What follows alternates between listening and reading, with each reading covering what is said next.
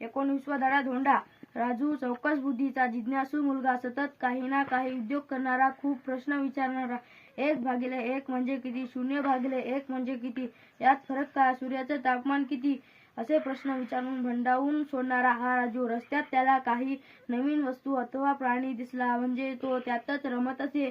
आजही शाळेतून येताना नेहमीप्रमाणे राजूचे मित्र पुढे निघून गेले होते. संदीपप्रकाश अंधुक होऊ लागला होता. राजू एक दगड उचलून बॉलिंग करावी तसा फेकत रस्त्याने चालला होता.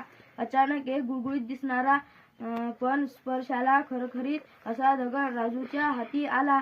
त्यानं तो नेहमीप्रमाणे फेकला, पण तो घरंगळत न जाता उड्या मारत अपेक्षेपेक्षा खूपच अंतरावर जाऊन थांबला.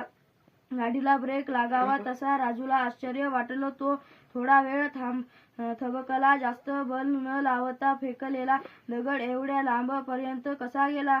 त्यानं दुसरा धोंडा उचलला. खूप जोर लावून त्यानं तो फेकला, पण पूर्वीच्या फेकलेल्या गुळगुळीत धोंड्यापर्यंत न पोहोचलेला पाहून राजू थोडा धास्तावला. त्याला काहीच कळत नव्हतं. हा अनुभव त्याला वेगळाच होता. काय करावं त्याला सुचत नव्हतं. कदाचित आपला हा भ्रम असू शकेल.